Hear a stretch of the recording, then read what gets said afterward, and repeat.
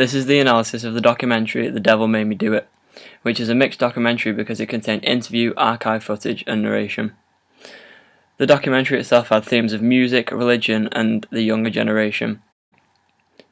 In terms of the narrative structure, it began by putting us in the middle of the action, with interview footage of Marilyn Manson talking about the experience to make the documentary cyclical, so at the end it reverts back to the start and we understand it.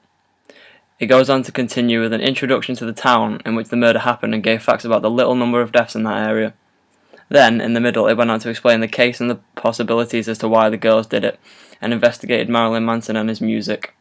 Then, the documentary ended by giving the conviction and telling us the aftermath. For the camera work, it contained reconstruction, which was very unsteady and made out as if it was a struggle due to the jerking movement. As well as that, it had low-angle shots of Marilyn Manson to emphasise his power over his audience and how he was idolised by them. There was a panoramic shot of the city to show the calm nature of it, to express how much of a shock it was that such a thing had happened. High-angle shots of the fans were used to possibly emphasise the amount of followers that Manson had, and medium close-ups were used of him being interviewed, and what appeared to be freehand shots with zoom-in of his performances live.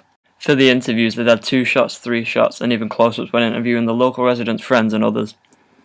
For the mise-en-scène of the documentary, when Manson was being interviewed, it was dimly lit, which casted a shadow across half his face, and had fast editing during the description of the incident to create an atmosphere of panic.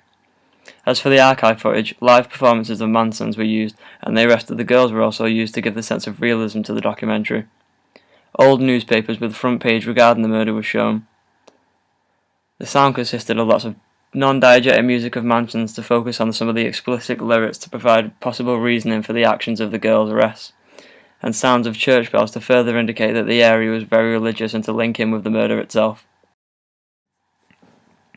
As for the graphics, an image was overlaid with the cuts which shone the wall in which suspects of a case would stand against, keeping the aspect of murder frequent throughout, and the title of the documentary was displayed at the start with Gothic letters on a black background to make it come across as a sinister and dark documentary from the outset.